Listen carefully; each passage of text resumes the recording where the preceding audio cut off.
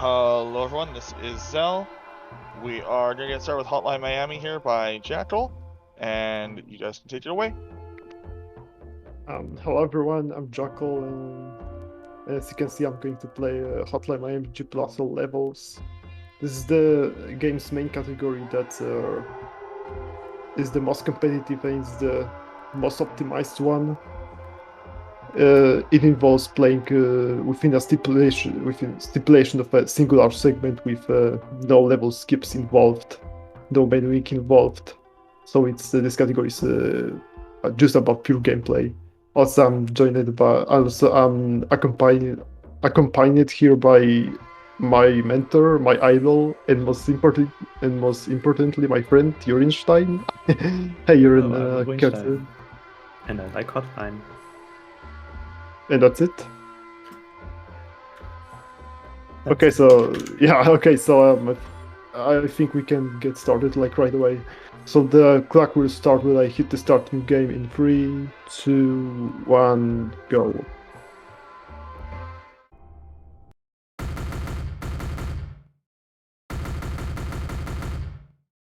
Yeah, so Hotline is the top-down shooter, which is notorious for its high difficulty, where enemies die on one hit, but so does the player.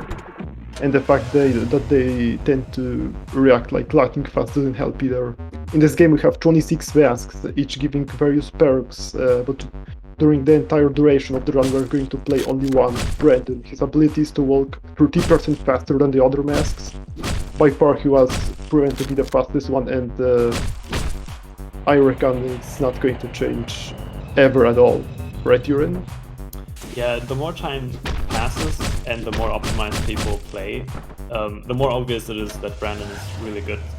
Many years ago, people thought Tony would be good because Tony kills people with his fists. So the saying is Tony kills fast and Brandon runs fast, which of course are the two things you do in Hotline. But as it turns out, the better you get at the game, the more capable you are of killing fast, even with Brandon. So Tony's advantages sort of fade into the background. Yeah, that's true. Although Tony isn't quite the fastest mask, he's still kind of beginner friendly, I think. He's still pretty fast. He's no more than a minute slower than Brandon, yeah. Yeah, and also it's quite I think beginner friendly mask as well, because it takes really a lot of time to get good with quite fast movement and Brandon has. Yeah, Brandon is, of course, going fast is hard always, but also he's kind of like a ship. He moves sort of with a lot of inertia, and you really gotta immerse yourself to intuitively get him around corners. It takes a while to get really crisp with his movement. But probably the even bigger problem, at least as far as beginners of the game goes, Tony, since he can kill with his fists, he never has to worry about melee weapons. Now melee weapons are important because they're easy instant kills, so we use them a lot in Hotline 1. And every melee weapon is a little different, and melee weapons drop, like, you gotta look out for them, where they drop, how they drop. There's a lot of randomness in the game that's very subtle. And Tony doesn't have to deal with any of that, so that's what makes him a much more easy to pick up and play mask. Yeah, you're mentioned something about randomness. Yeah, there's really a lot of RNG in this game. For example, weapon drops and randomized. For example, this man gave me a baseball bat, which is objectively the worst melee it's weapon. Horrible. That's why he died there. Like, no joke. If he had a better weapon, because Jack was taking these risks just on a sort of statistical basis, because you can't know what happens. These AI react very randomly. So without the baseball bat, he wouldn't have. Oh yeah. Did you see that? That's what I mean.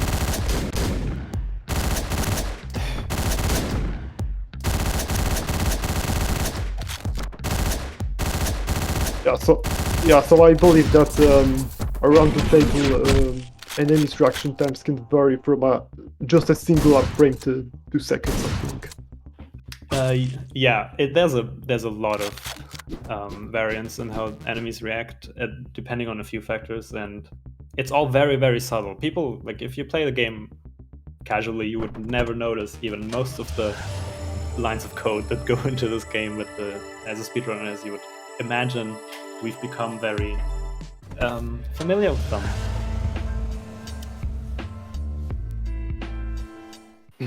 Yeah, it's an inevitable thing since we both have literally 4 digits amount of hours dumped into this game. For digits that we'll never getting back because we're playing this because we're playing this garbage as annoying game. It is a bit of a garbage game. It's really janky and it's buggy, and it's got all those beautiful speedrun things that everyone loves. Unfortunately, that's both the bad and the good of it. The jank, the weird mechanics. Oh yeah, give me a minute. So I'm giving up a quick headphone warning. 3, 2, 1, boom. There we go. I always forget this because I don't. Yeah, too much. yeah. I think I gave this one a little too late. So I hope that nobody's ears just exploded. Fortunately, we are going to hear this thing only once in this entire run. Yeah, that's capital punishment if you do the explosion and then somehow still manage to die, which is definitely possible. You'll have to hear it again. That's always fun. Yeah. Also, it's possible to trick an AI to open the door so we can blow the door, and the explosion can still in fact kill you, but not the man who had opened it in the first place. Yeah, that's fun. That's part of the fun junk. You can die to things. Enemies cannot die to things. They can only die to you. Weird situations come up all the time. Yeah, that's true.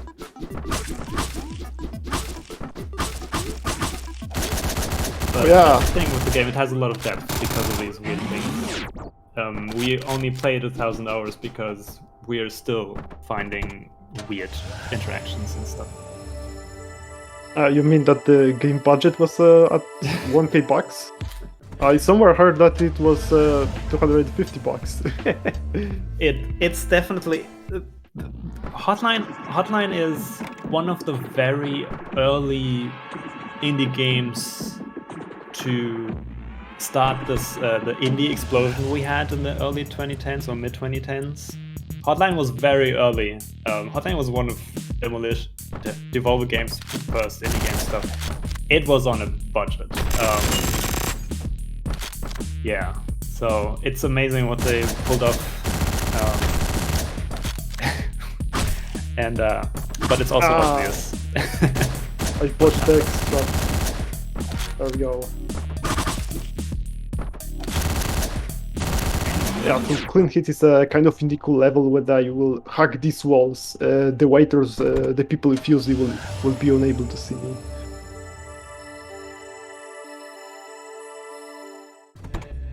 Yeah, there are so most AI react as you'd assume. Well, most AI can see normally, like they have normal eyes. There are specific types of AI that are programmed differently. AI that's like sitting around, or those waiters in the clean it in the previous level clean it. Yeah, so for example, this man is a roamer, and he can go literally anywhere.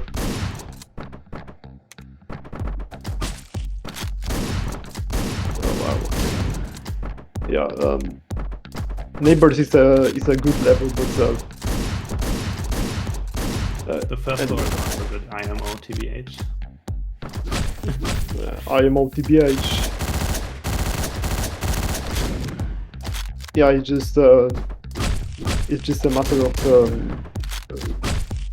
enemy patterns, I think. If you lure too many people with singular shotgun shot in them. Also, this level features a new enemy type. These are these people. I can only kill them with firearms, and sometimes they are annoying because when I kill them, they do the death animation, which is annoying because they still can block gunfire that way. Also, this is a boss fight. This is a scripted one, so I have to dodge the charge with this cleaver of this guy twice before he throws his cleaver. I want to throw it into the door. Now I wanted, in a way, expected it to get so deep that he gets stuck, but I have one more workaround for that, and I soon will explain why bother with this. So we have bothered with all of this because of this, and there's an actual explanation to that. You're in? Yeah, so what happens often in the game is that your hitbox gets stuck in walls, and that happens often. For example, when you have someone fall on the ground and you want to ground execute them, you get teleported on top of them, and then the game will check if it can spawn you back on top of them, or if that would get you stuck in the wall. And if so, the game decides to instead spawn you back to where you pressed the execution button, and on keyboard that's the space bar. So what the game always does is it always remembers the last time you pressed the space bar, and if you ever get stuck in a wall, it's gonna send you there. And so we can use that in that previous boss fight to get ourselves stuck in the wall without pressing space.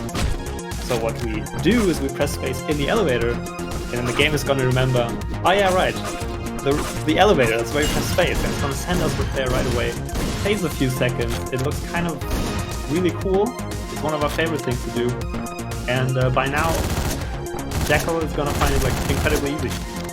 So it's a favorite of ours, let's go. Yes, but technically, neighbor's key for Brandon doesn't really save that much time, and I believe it's only 5 seconds. Yeah, it's not all that much, but nowadays 5 seconds goes a long way. We have achieved decent amounts of optimization. Yeah, especially when you and me are playing for higher stakes there. Also, he used to have the world record at some point. I mean, still has, but only on keyboard and mouse output. So yeah, it was a glorious 2 weeks where I was #1 on the leaderboard. Yeah, so Yorin, do you care to explain to the viewers how much of a garbage controller input is? Controller input is an amazing discovery made very late into the game's lifespan. I was always of the opinion that controller has to be bad in this game. Because it's a shooter, right? So how would the controller be any good? But it turns out that, well, first of all, there's an aim assist where you press a button and then it's gonna aim at the closest enemy, sort of, without going into detail. So that helps a lot, that you can abuse this in places. But what really tips it over for me is that the movement works differently. And I explained how Brandon has a lot of inertia. When you want to start running, he's very slow to get to full speed, and if you want to change direction, he's even slower to do that. But on a controller, on a stick specifically, on the left stick of a controller, that's not the case. It's a one-to-one mapping, where if it's at full tilt, you're at full speed. So if you tilt really quickly, you're always at full speed. And so controller has that amongst a few lesser things to its advantage, and has turned out to be incredibly fast at the game. Hard to master, but still fast at optimum speed, which nowadays, with the game being really optimized, it's Hey Urine, I'm getting a hot and heavy off my life there! Look at this! That third floor was really good. Oh shit. Oh, that was so smart. That floor was a really good hot and heavy. One of the hardest levels in the game. Maybe top 2. 65.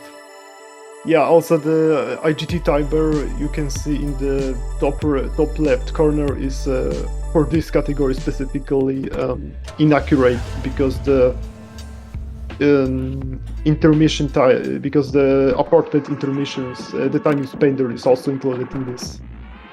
Yeah, you gotta remove like 11 seconds or something, and then you get a rough estimation of how fast you were. It's okay. You can kind of judge how fast you are with that. So, but it's not. Yeah, not it's perfect. survivable at nice. Also, in this game, enemies can survive bullets sometimes at 25% constant rate, I think. Also, at the highest level, at least, the hotline playthroughs just shift into like 50-50 proportions between melee and firearm gameplay. Firearm gameplay, this game is really janky. Like, for example, because of the relatively small hurtboxes of the bullets, and also the fact that certain types of enemies have their hitbox twice as small for whatever reason. There is an incredible subtlety to whether or not a person dies in this game, and so you see JACK4L die a bunch. That is not as much due to lack of skill as it is to calculated risks. There are no marathons. No one does marathon strats for Hotline. We always go balls to the wall, or like as far as balls to the wall as we're comfortable. So JACK4L will be running this as if he's going for PB, and if you want to go a PB, you gotta ride the RNG, and you just gotta hope that the enemies don't screw you over. Yeah, that's right. So that's where whether or not an enemy survives a bullet, or whether your gun even decides to shoot in a straight line or not, comes into effect heavily. Oh yeah, the bullets pretty also random.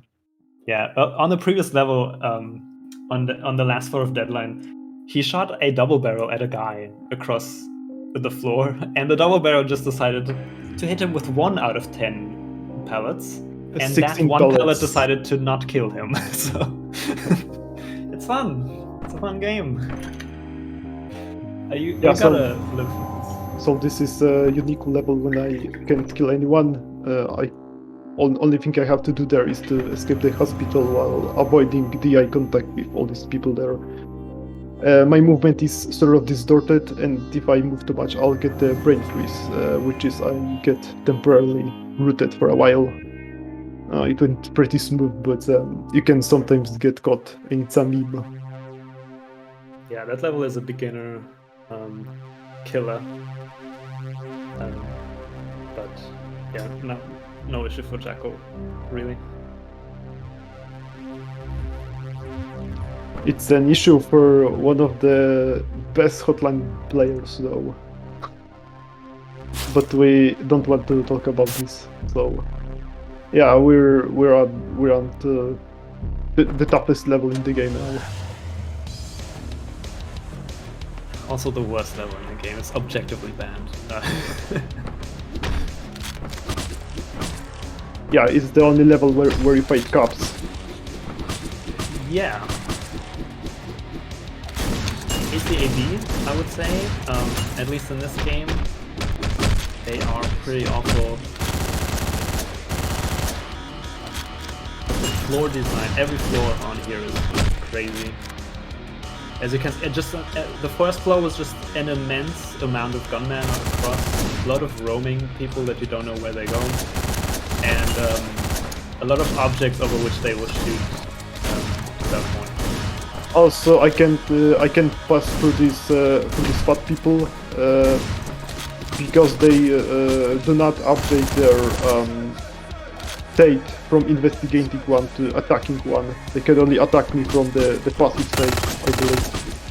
Yeah, essentially when enemies they run to the source of a sound, and normally if they're running to the source of a sound and they see you, then they react to seeing you. They're like, well, I don't need to go to the sound source anymore.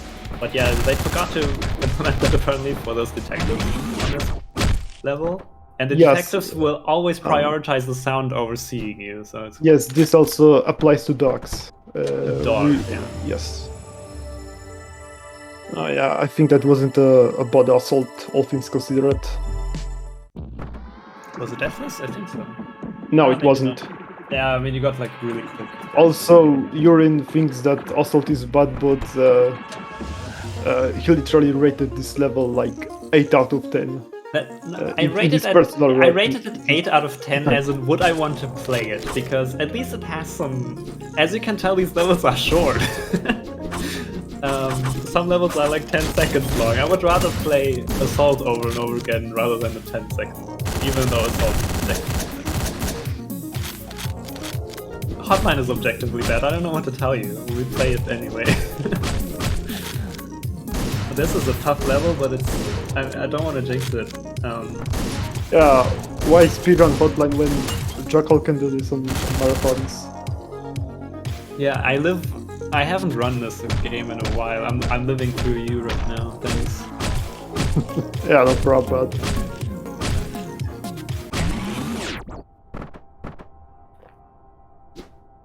Yeah, Vengeance isn't a bad level when the things go smooth. Fortunately, in this case, it went pretty good, I think, because it was deathless, I believe, or not. I think so, yeah. Yeah, okay. 3 is pretty good. No, it's not. It's not. So this is the final chapter of this game, but it will not be time coming soon because we still have one more part to go. This is just a chapter that concludes the story of the current character, and in the new part we are going to play completely a new person.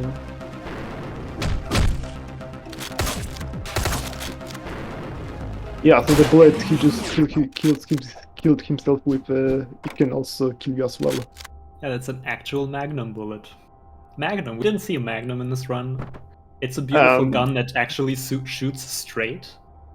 And it penetrates. Yeah, this is the only weapon in this game that has no RNG because it has perfect accuracy and consistently kills with one bullet.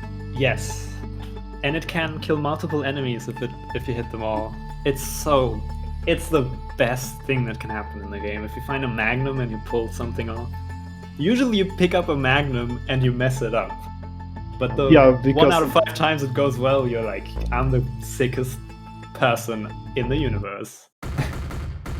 Yeah, that double kill at full house too with Magnum. Okay, so as I said, we were going to play a new character, and it's this guy. We have theoretically killed.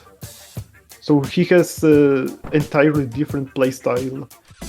The most important of all, he cannot pick up enemy weapons, but he has weapons of his own, like meat cleaver. Yeah, he literally snaps people in half with just a singular swing. He also has 3 throwing knives of perfect accuracy and and he moves 15% faster. Yeah, I have to restart the scene because this man is just killing me all over. Particularly the first gunman there is really annoying. You sometimes just want to reset the RNG. Why people think that safe house is a good level? It's not.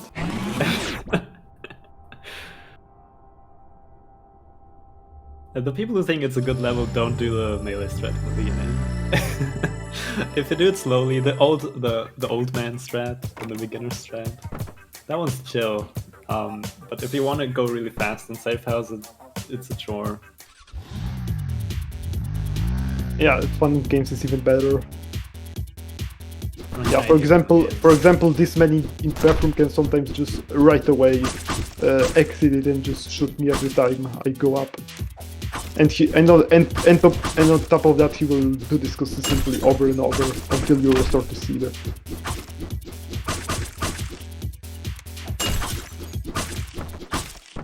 Oh, nice. Thanks for doing the on the way down. It's been a while since I've seen someone do that, and I always get annoyed because I think it's not that hard. It's a setup. Yeah, so this was like last actual level in the game. We still have 2 more to go, but these are just purely for story concluding purposes. we will have one interesting trick to go, though. Yeah, we have a skip coming up that can save quite a few seconds, and in the worst case, it can lose you like 30. But that's very rare. Yeah. So this fight is going to be held from a different perspective. I want to lure this guy into the wall, and then... Okay, nice. Yeah, it's the same fight where we teleported into the elevator. This time we can't do that, but instead we can just phase through the wall. Why not? And we're just at the elevator anyway. Yeah, the very important thing about this skip is to throw into the wall at the sharpest possible angle. Also, the time is going to be stopped at like 20 seconds. Yeah, when he comes up again and touches the bike, that's time. Yeah, so these people are developers. Are we killing them, urine? Yes, yes, we do. There we go. It's up to you.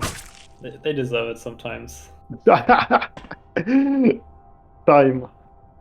There we go. GG. 20, Thanks.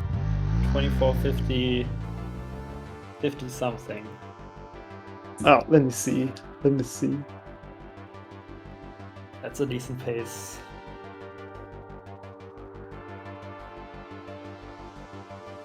Yeah, that's the long category in Hotline. That's a really, really long category in Hotline. It's our favorite because really, really long games are of course great. Yeah. So I don't think I'm going to take any more time. So thank you everyone for watching. Thank you everyone for GGs if there were any to begin with. Yes. There Yes, are GGs in chat. Thanks. Thanks Thank for having you. us. Thanks. So I wish you to enjoy the rest of the marathon. And that's it for us. So goodbye. Bye. Thank you.